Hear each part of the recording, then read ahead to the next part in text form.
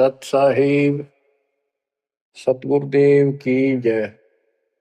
बंदी छोड़ कबीर साहिब जी की जय। बंदी छोड़ गरीबदास जी महाराज जी की जय। स्वामी राम देवानंद जी गुरु महाराज जी की जय हो।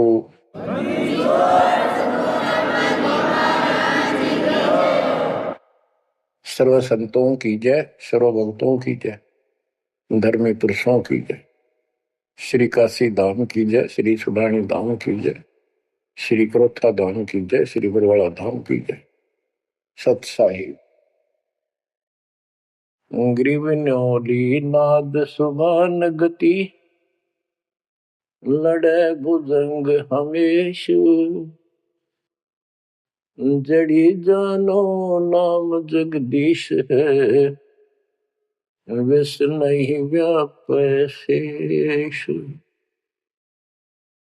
संत गरीबदास जी महाराज परमात्मा से प्राप्त अध्यात्म ज्ञान को कितने सुंदर तरीके से प्रमाण के साथ पेश करते हैं कि परमेश्वर कबीर जी का जो नाम है ये ऐसा जबरदस्त है।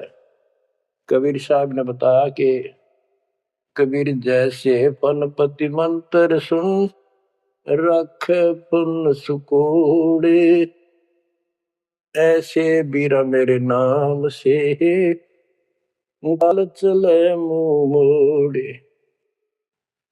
ये तो कबीर साहब ने स्वयं बताया। जैसे फनपति सर्प और गारुड़ के मंत्र को सुनकर उससे इतना डर जाता है कि अपने फन को इकट्ठा करके भागने की चेष्टा करता है, ऐसे मेरे नाम से, कबीर नाम से, उस सच्चे मंत्र से यू काल चले मुंह मोड़, ऐसे काल दूर भाग जाता है। गरीबदास जी कहते हैं, यम किंकर कर जोड़ चले तिस देख रे, धर्मराय के अंक मिटावे लेख रे, जीव जूनी नहीं जा बाठा डे गही, दर्ग मंज हजूर पकड़ छे की बही। गरीबदास जी आंखों देखा परमात्मा की शक्ति का वर्णन करते हैं कबीर जी का, कि उनको देख कर यम के दूत हाथ जोड़ के और दूर चले जाते हैं। और फिर परमात्मा ने धर्मराज के दरबार में जाके मेरी बही निकाली। बही वो बुक, वो पैड जिस पे अकाउंट लिखा था, और परमात्मा ने कहा ये मुझे दो, ये मेरा भक्त हो गया, इसने मेरी दीक्षा ले ली। वह पैड पाट दी जाता न वहीं पर फेंक दी कूड़े में। दर्ग मंज हजूर पकड़ छे की बही, जीव जूनी नहीं जा बाठा डे गही। कि कबीर साहब ने जिसकी बाह पकड़ ली, जिसका हाथ पकड़ लिया, जिसको शरण दे दी, वो जीव 184 प्रकार की योनियों में नहीं जाएगा। बाह ठाडे गही, ठाडे ठाडा मीन तगड़े समर्थ शक्तिशाली ने हमारी बाह पकड़ ली, हमें शरण दे दी। ठाडे की परिभाषा थोड़ी सी बताता हूं आपको, क्योंकि बच्चों कोई भी हम प्रसंग सुनते हैं उसके साथ उसका जो लिंक होता है वो कथा का होना अति आवश्यक है, अन्यथा उसका कोई प्रयोजन नहीं रहता।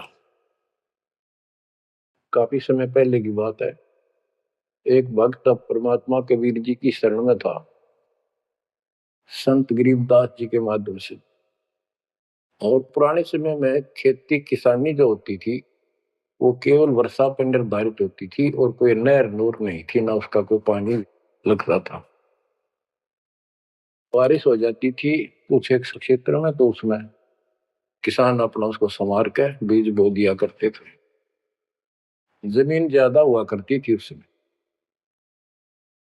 उस भगत की बहन के क्षेत्र में वर्षा होगी, वहां से मैसेज आया कि हमारे यहाँ बारिश हो गई है और सभी खेत एकदम बाने योग्य हो गए, बोने योग्य हो गए हैं, हेल्प के लिए आओ। वो अपने बैल अपना हल लेकर चला गया, उसको दूसरे खेत में भेज दिया। स्वयं उसका जो जीजा था, बहन का बटेऊ पति, वो अपने बैल लेकर दूसरे खेत में चला गया। जिस खेत में वो भक्त गया, दिन में हल चलाया, दोपहर के समय उस समय रेस्ट देते हैं बैलों को, पेड़ के नीचे चला गया।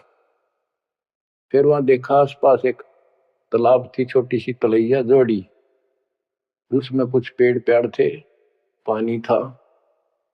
बैलों को पानी पिलाने चला गया तो वहां एक मंडी बनी हुई थी, यादगार सी छोटी सी चबूतरा सा बनाकर। उस पे एक बेली गुड़की रखी थी। बेली पहले 5 किलो का इकट्ठा ही बना करते, वो विशेषकर चढ़ाने के लिए होता था, भेंट अपने देवी देवताओं को किसान चढ़ाते थे, बोल देते थे पहले फसल का पहला वो 5 किलो ऐसे पीर का चढ़ाओ। वो पीर की मंडी थी।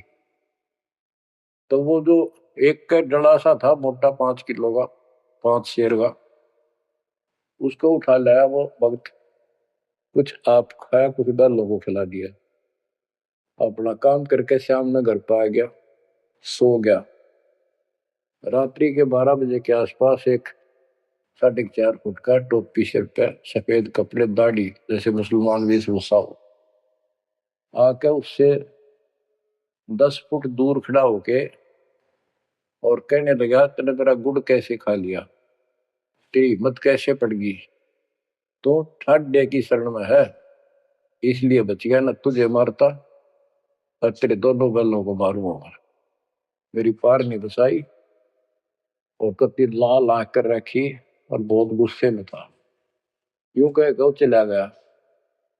भगत को भी फिर थोड़ा सा एहसास हुआ यू के भला थी, बाकी इतना तो विश्वास था कि समर्थ की शरण में हो, इस तरह के कुतरुओं का कोई बहुत नहीं।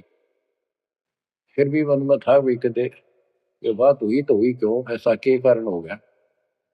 उसने अपनी बहन से पूछा कि बहन ऐसे ऐसे उस मंडी पे गुड़ चढ़ा रखा था आपके खेत में, किसकी वहां रखी है वो आपके खेत के बराबर में जोड़ी पे, तालाब पे। तो उसकी बहन बोली के बात हुई भाई, क्योंकि एक बेली चढ़ा रखी थी, किसी ने गुड़की तो रखी थी, मैं ठा लिया, उड़ा कुत्ते खाओ उसने, मन बहला थी खिला दी, कुछ आप खा ली। उसकी बहन बोली रे क्यों जुल्म कर दिया तेने, को उठा लिया तू वहां से, रोड लागी न सुनते ही। भाई बोला मेरी तो सुन ले सारी। वो एक इतने 4.5 फुट का, 4 फुट का आदमी होगा और सफेद कपड़े पहन रखे, ऊपर टोपी, मुसलमान टाइप सा था, और मेरे से 10 फुट दूर खड़ा होगा, रात को आया और यूं बोला, तेरी हिम्मत कैसे पट गई, मेरा गुड़ उठा लिया, तने खा कैसे लिया। मैं बोला नहीं, वो आप पे बोलेगा। ने बोला तू ठाट देगी शरण में है, न तुझे मारू और तेरे दोनों का लाल मारू। ला ला के रखी थी और नो कहकर चला गया वापस। वह भेड़ और फूट फूट कर रोने लगी, बोला रे तो मेरा काला मुंह कराओ के जवाब दो, माने न्यू शहरों से तने के वो एक गुड़ पाया खाने को, हमारे अब सारे गुड़ की कमी है यहाँ पर। बहुत बुरी तरह लगी रो, हाय बचा कुकर मेरा भाई, अपने पति ने भी लड़न लगी, तने क्यों भेजा ही उस साइड में, तो इन्होंने क्यों ना भेजा, तेने बताना चाहिए था इसको पहले। वो भाई बोला है, तेरी अब भी अकल पर पर्दा पड़ रहा, उतरा शेर हाथ जोड़ के गया, अरे नो क्या तू ठाट देगी सर में, जा तो बच गया, न मारी न दो मैंने तो रोए जाओ पाछे थे। अरे मैं जिंदा जी रोने लाग रही तो पागल कहेंगी, इतनी भी अकल पे पर्दा पड़ गया तुम्हारे, मैं किसकी सुनूं पता है। मैं ये रिक्वेस्ट करूं थारे ते, तुम भी आ जाओ, ना इन भूतड़ा दिन डर डर मर जाओगे। तो बच्चों, यम किं कर जोड़ चले तिस देख रे।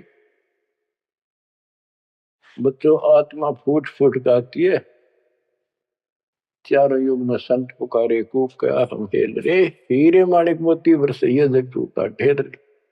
ये डरे तो बड़ी आदत पड़ गई इनमें। यम किं कर जोड़ चले तिस देख रे। धर्म राय की बंद मिटावे लेख रे, जीव जूनी बह जा ठाडे गही ठाडे में, दर्द मंद हजूर पकड़ छे की वही, सुन मंडल सतलोक अगमपुर धाम है, धन बंदी छोड़ कबीर तुम्हारा नाम है।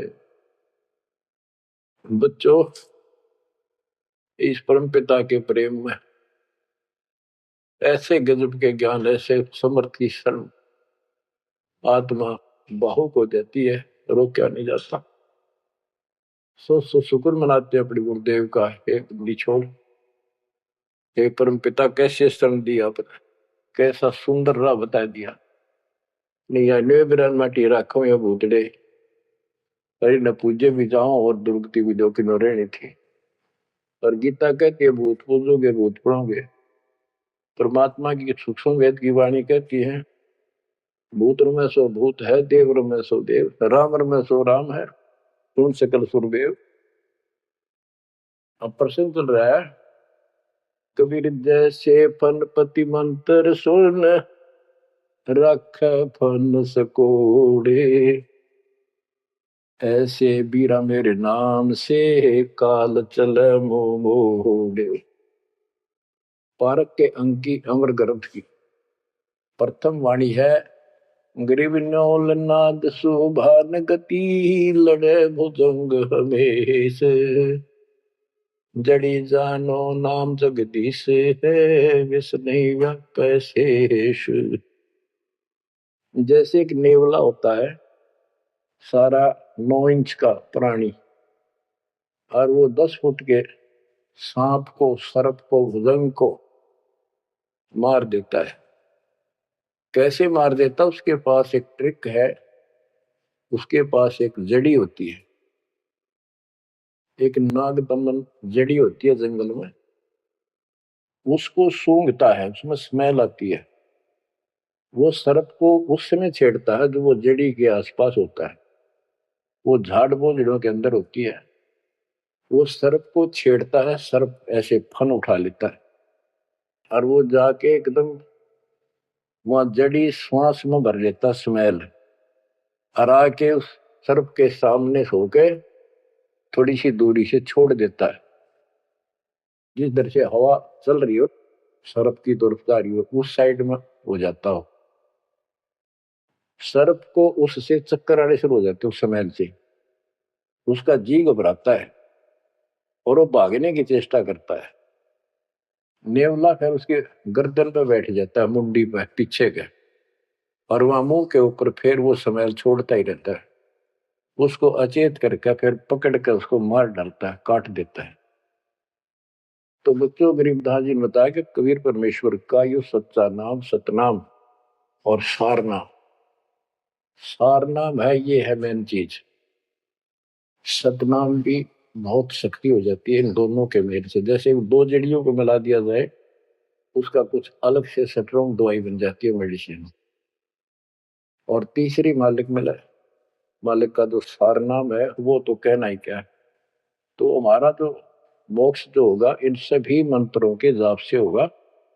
ये हमारी साधना है, पूजा हमारी सारनाम है। बच्चों, जैसे एक छोटा सा सर्प उस जड़ी की ताकत से, स्मेल की ताकत से जो श्वास में भर के लाता है, इतने तगड़े लंबे सर्प को कंडम कर देता है, ऐसे ही परमात्मा के इस नाम के सिमरन श्वास के द्वारा करने से। तो ये बताया कि ग्रीव न्योल नाद सुभान गति, लड़े भुजंग हमेश, और जड़ी जानो नाम जगदीश है। जगदीश सारी सृष्टि के मालिक का जो असली नाम है वो जड़ी है, वो नागदमन जड़ी है। अब जैसे सतनाम भी बहुत ताकत रखता है, ये हमारी साधना है। जैसे प्रथम मंत्र सतनाम, ये साधना है।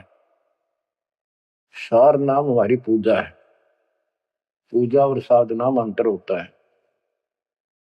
कबीर साहब हमारा पूज्य है। साधना वो होती है जैसे हमने जल की आवश्यकता है तो हैंडपंप लगाते हैं। हैंडपंप के लिए बोकी और पाइप, बोकी मारते रहते हैं, मिट्टी बाहर डालते रहते हैं। सतनाम की बोकी श्वास उश्वास से मारकर जब वो पानी के लेवल पर पहुंच जाती है, वो बोर, तब उसमें पाइप लोअर करके फिर उसके ऊपर एक मशीन बांधी जाती है, वो सार नाम है, और मशीन से फिर उसको चलाया जाता है। वो हमारा पूज्य इष्ट है, वो सार शब्द है जो हमें चाहिए था। ऐसे मिलेगा वो सुख परमपिता परमात्मा के सच्चे दरबार का। तो गरीबदास जी कहते हैं वो मंत्र, वो जो सार नाम है, वो जड़ी जानो नाम जगदीश है। परमात्मा जगदीश कबीर साहब का सार नाम वो नाग दमन जड़ी बूटी, वो काल दमन।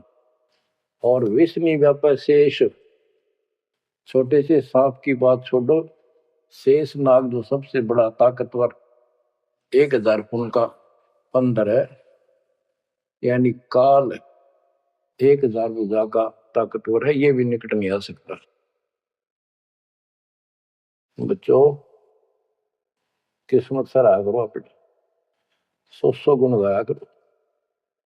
गरीबदास जी कहते हैं, गरीब साधों से ते मस्करी, ये चोरों नाल खुसाद, मल अखाड़ा जीतेंगे ये युगन युगन के माल। माल, रेसलर, पहलवान, इन नकली गुरुओं से तो खुश है सारा संसार। साधों से ती मस्करी, इन चोरा नाल खुसाद। हाय हाय, इन चोरों से, झूठे गुरुओं से खुश और साधु संतों के मजाक करते हैं। ये तो मल अखाड़ा जीतेंगे युगन युगन के बाद। आप हो वो युगन युगन के माल। बच्चों आपको बहुत बार प्रमाण दिए जाते हैं, देता ही रहूंगा आखिरी सांस तक, क्योंकि सिलेबस यू है। टीचर सारा साल सिलेबस पढ़ाता है, उल्टा सुल्टा उन्हें कोई रट्टा लगवाता है, और तब बच्चे सफल होते हैं। परमात्मा योगों से आपके साथ है। सतयुग में राजा अम्बरीश एक बहुत बड़े धार्मिक राजा हुए हैं, और खूब यज्ञ किया करते थे, भंडारे करते थे, ब्राह्मणों को खूब धन दान करते थे, लागड़ गऊ बांटा करते थे। 1000 लागड़ गऊ बांट देते। लागड़ माने बच्चे वाली, प्याई, दूध वाली। भोजन भंडारे करवाते थे, दक्षिणा देते थे। जैसा भी लोक वेद सुना था, गुरु जी ने बताया था, ऋषियों ने, वो सारा कुछ करते थे। परमात्मा वहां भी साथ रहते हैं, उनकी इज्जत रखते हैं भक्ति की, और बीच बीच में उनको समझाने की चेष्टा की। कोई ऋषि रूप बनाकर अम्बरीश जी को सच्चा मार्ग बताया, खूब ध्यान से सुना और नाम लिया। लेकिन वो ऋषि वहां सैकड़ों और मालिक एक। आखिर में राजा अम्बरीश भी हाथ खड़े कर गया, मालिक की साधना छड़ दी, और वो ऋषियों वाली वो शुरुआत कर दी। इतने अच्छे भगत विष्णु जी के बने हुए थे। बच्चों में अब हंसी भी आती है, दुख भी होता है। गरीब वेद पढ़े पर भेद न जाने, वाचे पुराने ठारा, और पत्थर की पूजा करे, बोलिए सृजनहारा। वेद पढ़ा करते ऋषि उस समय, केवल वेद। पुराण तो इनकी अपनी रचना है, फिर वो सा लिखते चलेगी, और सारा वेद के विरुद्ध साधना करते और कराते थे। विष्णु जी की पूजा करे, और गीता क्या कहती है, तो चारों वेदों का सारांश है। विष्णु 3 गुणों में से एक सतगुण है। इन तीनों गुणों की भक्ति तक त्रिगुण में माया के द्वारा जिसका ज्ञान हरा जा चुका है, यानी इसी तक सीमित है। जो राक्षस स्वभाव को धारण किए मनुष्यों में नीच दूषित कर्म करने वाले मूर्ख, ये मेरी भक्ति ना करते। तो अम्बरीश वही साधना करता था, लेकिन पिछले संस्कार किसी जैसे भी चल रहा भक्ति युग बच्चों, आप इन बातों को बार बार सुनोगे तो आपके दिल में समा जाएगी यह कहानी सच्चाई ये।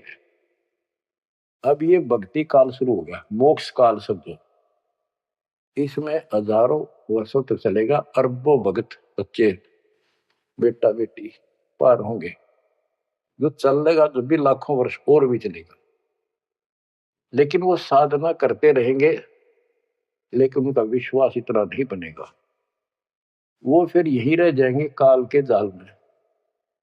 उन्हीं में से फिर, क्योंकि उनकी भक्ति जबरदस्त है, शास्त्र अनुकूल है, अगले सतयुग में उन्हीं पुण्यात्माओं को काल जन्म देगा। उनको पहले ऊपर के लोकों में रखेगा, ऊपर के लोकों में स्वर्ग में देवता हजारों लाखों वर्ष वहां रहेंगे। यानी एक कोल्लू के साथ चक्कर है, चैन है, चैन। उस चैन पर जैसे डाल देते हैं, ब्रह्मलोक में गए, फिर चक्कर काटते काटते विष्णु लोक शिव लोक सारे अपने कर्म फोड़ के भोग के खत्म करके फिर भी उनके पुण्य इतने बच जाते हैं कि सतयुग में जन्म देते हैं उनको। और सतयुग में भी अच्छे पुण्य कर्मी फिर राजा बनते हैं। और वह भक्ति, ये वाली भक्ति कसक और वो शेष बची ताकत फिर भी साथ रहती है। और इस कारण से भगवान भी उनके साथ रहना पड़ता है। जो बच्चा गौ की नजर में, यूं साईं को संत, भक्तों के पीछे खड़े भक्त वत्सल भगवंत। कबीर जो जन मेरी शरण है, ताका हूं मैं दास, गेल गेल ला गया करो जब लग धरती आकाश। तो अपने इस विधान अनुसार अमरीश से मिले। ठीक है, एक बार तो यह बात इतनी गजब की है, सारी ठीक ठीक लगती है, लेकिन माहौल खराब होता है। ये ज्ञान बताने वाला एक होता है, दूसरा समर्थक नहीं होता। उस दिन में वो भूल जाते हैं और इसी लोग बहका देते हैं, कहाँ सी बातें करते हो, वेदों में ऐसा कहीं नहीं है, वेदों में ऐसा नहीं है। अब दास तो कहना चाहता है, फिर अगले जन्म उस भक्ति से वो अम्बरीश राजा स्वर्ग गया, स्वर्ग में अपने पुण्य भोगे। फिर त्रेता युग में फिर राजा जनक के रूप में वह आत्मा ने जन्म लिया। वहां भी खूब भक्ति करी, विष्णु के कट्टर पुजारी। वही भावना वही भाव फिर भरा हुआ था, परमात्मा फिर भी मिले उनको। लेकिन राजा और सिद्धियां इतने ठाठ बाट और मकाने वाले वो गुरु निरे ऋषि हमारी ऐसी घिस काट रखी काल में, हम ऐसे मूर्ख बना रखे, थोड़ा सा भी सुख हो जाए, कोई प्रभुता कोई पद प्राप्त हो जाए, हम खुद भगवान बन जाते हैं। लेकिन पिछली धार्मिकता के अनुसार हम कुछ धार्मिक भी बने रहते, लेकिन रहते वही के वही। और अम्बरीश राजा इतने अच्छे भगत थे, पिछली सिद्धि शक्ति मालिक की वो भक्ति की सही थी। एक बार दुर्वासा ऋषि ने उनके ऊपर सुदर्शन चक्कर छोड़ दिया। दुर्वासा कहता था कि तू ये साधना छोड़ दे, मैं बताऊं वाह कर। अम्बरीश ने हाथ भर ली पर छोड़ी नहीं। अगली बार गया, उसने गुस्सा हो गया कि तू मानना नहीं मेरी बात, तेरा सिर काट दूंगा, इतना गुस्सा था। सुदर्शन चक्कर छोड़ दिया। सुदर्शन चक्कर राजा अम्बरीश के पैर छू के और दुर्वासा ने मारने खातिर वापस चाल पड़ा। दुर्वासा भागता फिरा तीन लोक में, कितने उसने गुफा नहीं मिली जरा बच जा, कुछ संरक्षक नहीं पाया। परमात्मा कबीर जी ने विष्णु रूप बनाया, एक सभा ला दी, 1 मिनट में के कर दी कर दिया बोलो में। दुर्वासा ने देखा भगवान विष्णु बैठे, वहीं पहुंच गया और कंप पे डांक ठोक रखी, मन बचा लो भगवान, बचाओ मुझे, सुदर्शन चक्कर मुझे मारेगा। परमात्मा बोले क्या गुस्ताखी कर दी, क्यों मार रहा है तेरे को। फिर वह सारी कहानी बता दी। भगवान बोले कि भक्ति के भाव से चलो, ये ताकत से नहीं चलता ये मार्ग। अपना ज्ञान दो, कोई मानने ठीक है, ना मानो ना मानो, मुझे बचाओ भगवान मुझे बचाओ। उसमें सुदर्शन चक्कर रुक गया, खड़ा हो गया दूर, भगवान की शक्ति से डर के देख के। तो दुर्वासा को विश्वास हो गया कि यहाँ बचाओ हो सकता है, माफ करो मुझे, माफ करो। परमात्मा बोले अम्बरीश के पैर पकड़े, वो बचाओगा तुम्हें, इससे मैं नहीं बचाऊंगा। हाथ जोड़े, हे भगवान आपके दरबार में मैं नहीं बचूंगा, कहाँ भेजो हो दाता, मैंने तो रास्ते में मारेगा। मिला जा, वही जान बचेगी तेरी। अम्बरीश के चरणों में गिरा वो, जिसने 56 करोड़ यादव मार दिए थे एक में चलता है। तो कहते हैं अपनी देसी कहावत हमारे यहाँ, शेर न सोआ शेर, जरूर टकरा कर घनी बकवाद करनी है ना। अम्बरीश के चरणों में मत्था टेका उसने, मेरी जान बख्शो महाराज, जान बख्शो, बख्श दो। अम्बरीश राजा बोले, महाराज मैंने कुछ नहीं कहा, तेरा कर्म तुझे मिला। और वो सुदर्शन चक्कर हाथ से पकड़ लिया राजा अम्बरीश ने, और ऑफ कर दिया, शांत हो गया। बोला ले जा तेरी तोब। और भक्ति के भाव रहना चाहिए इंसान। बच्चों, अम्बरीश राजा की इतनी महिमा होगी, ऋषि भी हैरान थे जो उनके गुरु लोग थे। वो नहीं छोड़ कहते, मन तू सुख के सागर बस रे, और न ऐसा यस रे। तू सुख के सागर बस रे, ये झूठे यशों में कुछ नहीं धरा। वह सतयुग में महिमा होगी, फिर राजा जनक बन गए। राजा जनक वही भाग्य बाबा नानक बने। जब एक सुखदेव नाम के बाल ब्रह्मचारी माँ के गर्भ से भक्ति ले रहे थे और आकाश में उड़ जाने की सिद्धि थी, उस अर्धी की गांठ से पंसारी बन जाते ये, अपने बराबर किसी ने नहीं समझा था। राजा जनक के पैरों में पड़कर स्वर्ग तक जाने का विरोध करवाया। वो मोक्ष तक वो दूर की बात है, वो तो मार्ग ही नारा है। गरीब सुखदेव ने 84 भुगती बिना पजावे खरगो, तेरी क्या बुनियाद परानी, तू पेंडा पंथ पकड़ो। के सुखदेव जैसे ऋषि जिसकी टूटी बोला करती, सारे देवता उसका सम्मान करते थे, बड़ा पहुंचा हुआ है। वो भी फिर 84 लाख योनियों में गया। राजा जनक से दीक्षा ली। पहले तो यूं कहता, मैं बाल ब्रह्मचारी ब्राह्मण ऋषि, जनक विदेही राजा भाई, कैसे शीश नवाऊं जाई। सुखदेव बोले, ज्ञान विवेक का, हमने स्त्री का मुख नहीं देखा। राजा के 10,000 रानियां। तो गरीबदास जी कहते हैं, गोरख से ज्ञानी गणे सुखदेव जति जिहान। वो अपने आप को जति मान रहा था। और सीता सी वो बारिया, संत दूर स्थान। संत के घर बहुत दूर है, इन बात का तो नहीं भाई इसने ब्याह करवा रखा है, इसका न्यू हो रहा था, भाई संत कैसे हो सकता है। 10,000 रानी थी, फिर भी उस नकली थे तो भी अच्छा था राजा जनक।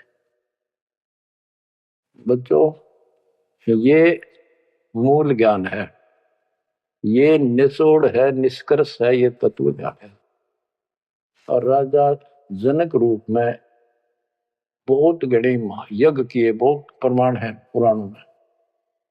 बहुत धर्म भंडारे लाए, यानी दूध वाली गाय बाटी साधु संत, तो वो धर्म पुण्य बन गए। अब देख काल कैसे ठगी करता बच्चों, सारे पॉइंट याद रखने पड़ेंगे। बेमतलब अपने धन ने खोया नहीं करते। राजा जनक और सुखदेव विमानों बैठकर स्वर्ग जान लग रहे। रास्ते में 12 करोड़ आत्माएं नरक में तंग पा रही थी, हाहाकार मचा रोवे। राजा जनक ने कहा, ये आवाज कहां से आ रही है चिल्लाने की, रोको मेरा विमान रोको। रोक दिया। उनको बताया गया कि यहाँ एक नरक है, उसमें 12 करोड़ आत्माएं जीव अपने कर्म दंड भोग रहे, पाप। राजा ने कहा, इनको छोड़ दो, इनको कष्ट ना दो। तो वहां जो उनके साथ गए थे देवदूत, यमदूत, वो कहने लगे, जी यहाँ आपका हुक्म नहीं चलता, यहाँ का राजा धर्मराज है, उसके आदेश से सब कुछ होता है। बोला, या तो मुझे इस नरक में डाल दो, मुझे भी यहीं छोड़ दो, ना इनको निकाल। धर्मराज तक बात गई। धर्मराज जी वहां आए, बात सुनी। धर्मराय बोले, राजन अपने अपने कर्मा का फल सब न भोगना पड़ता है, ऐसे नहीं कुछ हो सकता। तो राजा आकड़ गया। भाव यानी एक परमार्थी भाव, परमार्थ भी हिसाब का होना चाहिए, उपवाद में कोई परमार्थ नहीं चला गया। कि या तो मुझे यहाँ छोड़ दो या इनको साथ लो मेरे। तब धर्मराय ने एक विकल्प निकाला कि आप अपने पुण्य दे दो इनको, आधे या जितने चाहते हो, उतने समय तक इनको आपके साथ वहां स्वर्ग में भेज देंगे। राजा ने 50% पुण्य दान कर दिए। सबको बिठा के 12 करोड़ आत्माओं को विमान में बिठा के और स्वर्ग ले गए। बच्चों, सुखदेव ने गलती करी नहीं, वो तो आज तक स्वर्ग में है। और वो राजा जनक ने आधे पुण्य खत्म कर दिए, बाकी के पुण्य में किला झाड़ के खा के खर्च के खो खंडा के बाबा नानक रूप में जन्मे। पहले राजा थे 2 जन्मों में, दुनिया भर के नौकर होते थे, और फिर हैंड टू माउथ हो गए, खुद नौकर लगे नवाब के मोदी खाने में, गोदाम में। अब बच्चों, अब हमने सावधानी न्यो भी बरतनी है, अपने नाम अपने भक्ति ने नष्ट नहीं करा, किसी के ऊपर भावुक हो गया। एक बताओ था कि मैंने अपने भाई दुखी हो रहा था, उसको अपने पुण्य दे दिए, भक्ति दे दी, वो तो ठीक हो गया, मेरी डूबती हो रही है, बुरा हाल हो रहा ना, वो दिक्कत होगी, बीमारी होगी, आगे तागे दुख होने लग के, तो ये बकवाद नहीं चले, मर्यादा जो बनाई है उसको संभालो। तो कहने का भाव ये है कि आपको इस पॉइंट पे लाना चाहता हूं।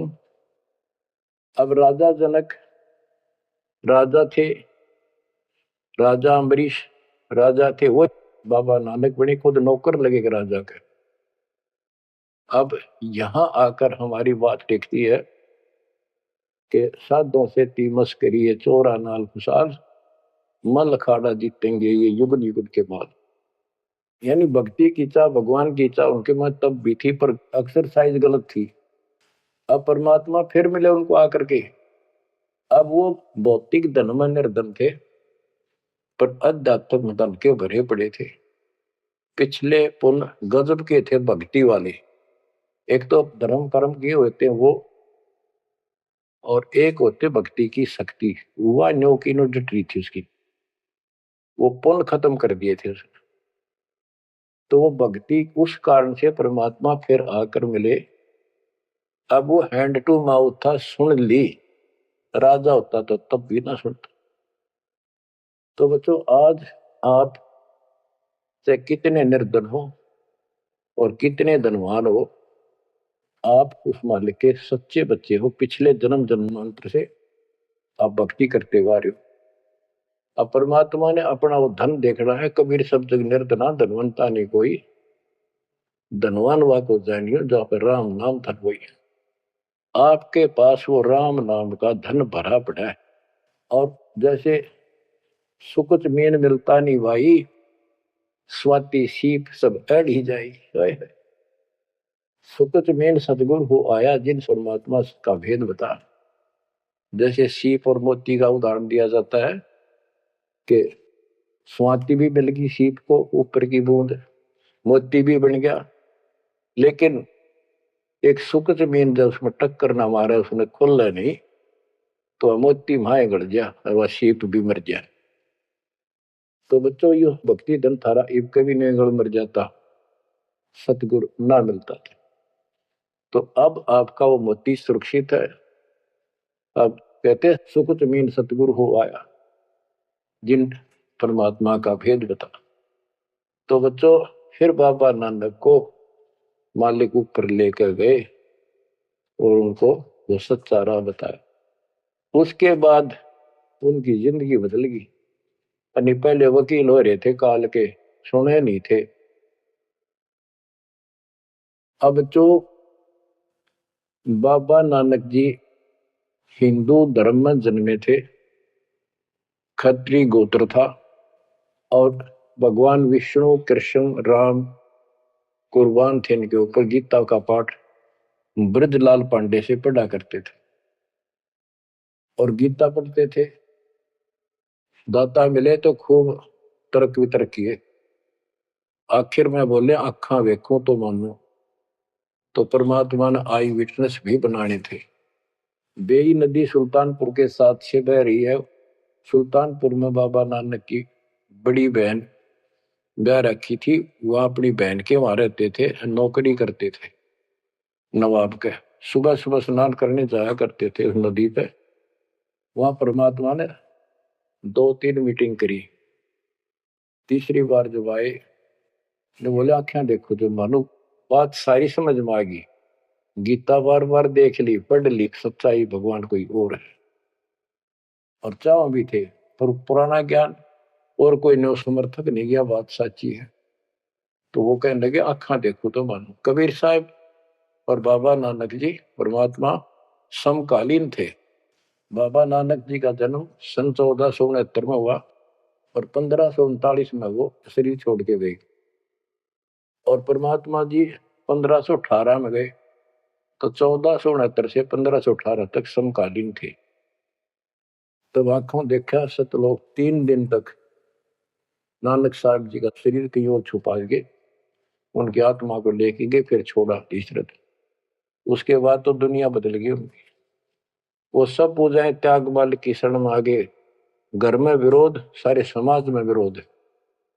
उसके पिता भी बहुत दुखी हो गए, तो के पैदा हो गया हमारे, देवी देवताओं को ऐसा गलत बोलता है। तो बहुत परेशान हुए।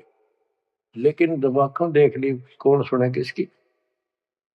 सूरवीर होते हैं संत, संत सिपाही और शेर पीछे नहीं हटते। तो बच्चों सारा ज्ञान सत्संग से होता है। परमात्मा का और उस प्यारी आत्मा का, आत्मा और परमात्मा नानक साहब का सत्संग हुआ। सत्संग से बात स्पष्ट हुई। अब पार्क के अंक की वाणी सुनाता हूं कुछ। साधों से ती मस्करी ये चोरा नाल खुशाद, नल अखाड़ा जीतेंगे ये युगन युगन के माल।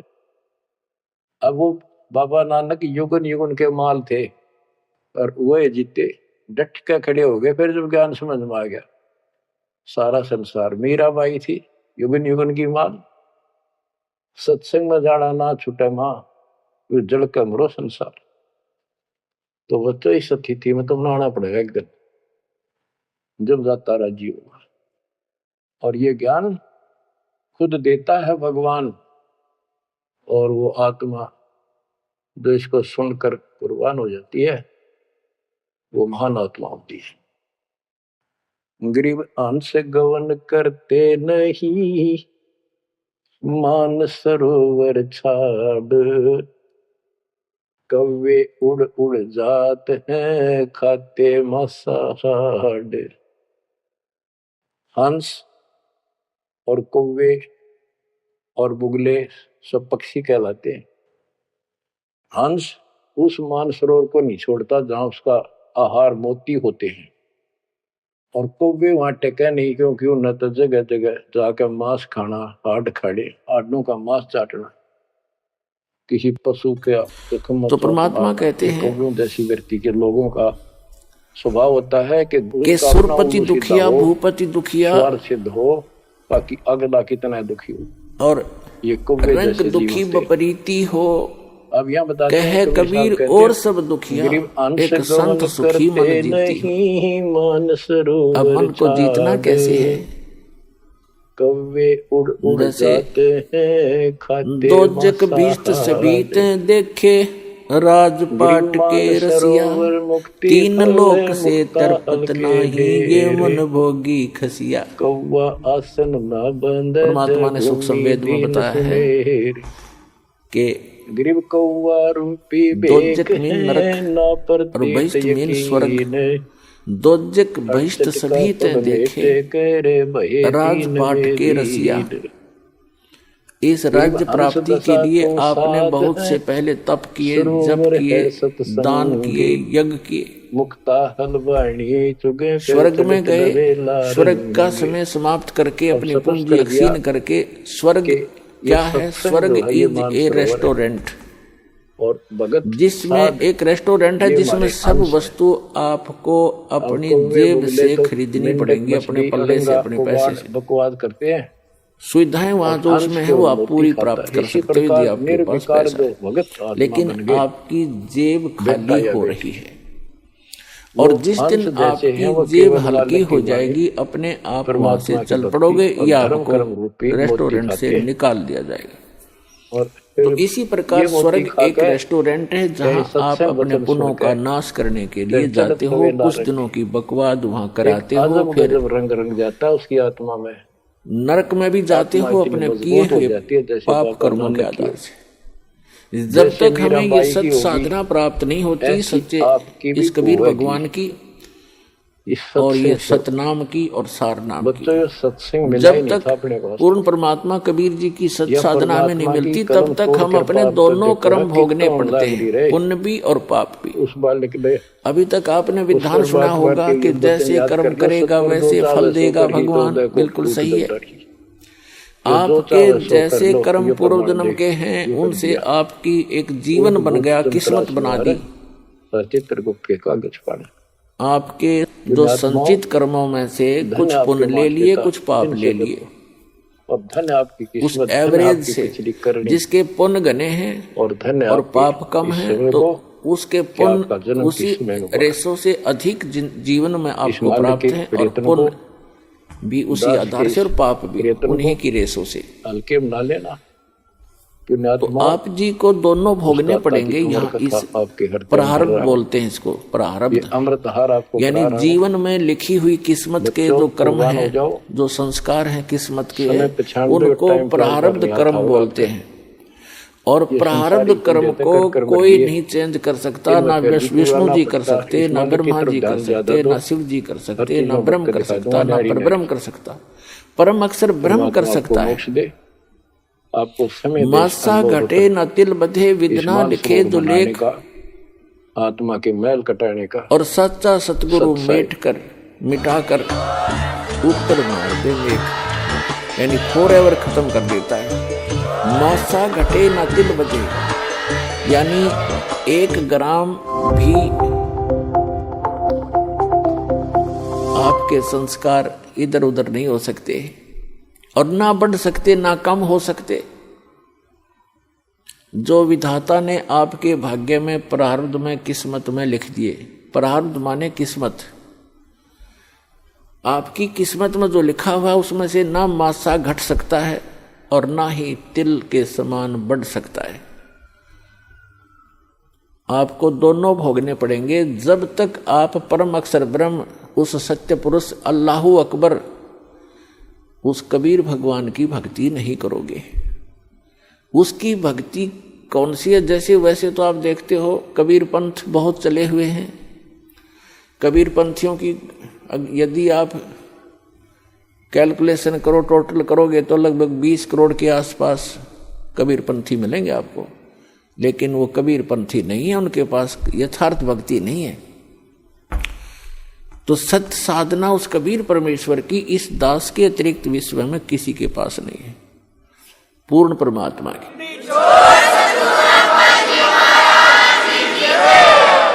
और उस सतलोक को प्राप्त करने की, जहां जाने के बाद साधक कभी दुखी नहीं होता। तो जो प्रसंग चल रहा है कि परमात्मा ने बताया है कि जब तक आप इस सत्य साधना को छोड़कर अन्य जो साधनाएं करते हो, तो दोजक मीन नरक और बहिष्ठ मीन स्वर्ग।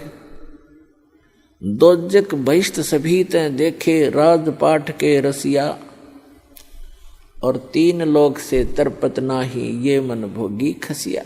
है अपनात्मा परमात्मा के इन अनमोल वचनों को हृदय में जचा लो। ये कोई डूम भाट के गीत नहीं, एक परम पिता के बताया हुआ मार्ग है। अब प्रसंग चल रहा है कि दोजक भिष्ट सभी ते देखे राजपाट के रसिया।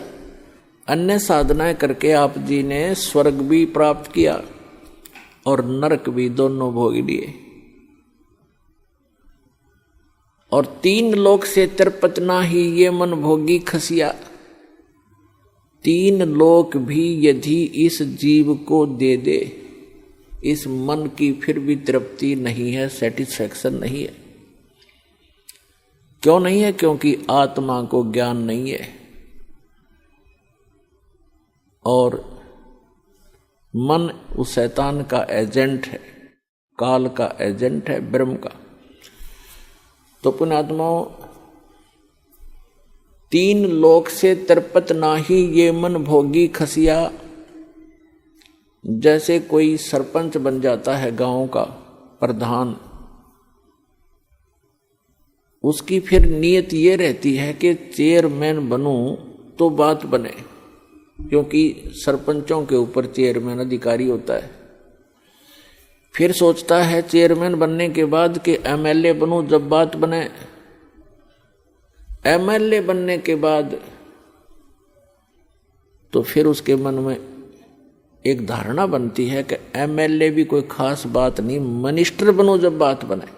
मिनिस्टर बनने के बाद उसकी टेंडेंसी बन जाती है कि मुख्यमंत्री बनो जब हाथ में कमांड आवे, न तो कोई मजा नहीं आया। अब मुख्यमंत्री बनने के बाद उसको संतुष्टि नहीं होती, वो सोचता प्रधानमंत्री बनूं जब जी में जी आवे, जब आनंद हो, ओवरऑल कंट्रोलर बनो। जो मनुष्य जीवन का काम था वो तो स्टार्ट भी नहीं किया। ऐसी सोच करते करते मृत्यु हो जाती है और फिर वो प्राइम मिनिस्टर बनने की आशा रखने वाला गधा मिनिस्टर बना खड़ा है, वो गधा बन गया। तो पुण्यात्माओं, सौभाग्य आपका, आप जी को ये वचन सुनने को मिल रहे हैं, क्योंकि ये वचन परमात्मा के बताए हुए हैं कि कबीर हरि के नाम बिना राजा रसब हो और माटी लदे कुम्हार के घास न डाले कोई। पूर्व जन्म के प्रारब्ध में, यानी पूर्व संस्कारों से बनी किस्मत, उसको प्रारब्ध कहते हैं। आपकी किस्मत में आपके पुण्य अधिक हैं तो आपको पुण्यों के आधार से परमात्मा सभी सुख सुविधाएं देता ही रहेगा।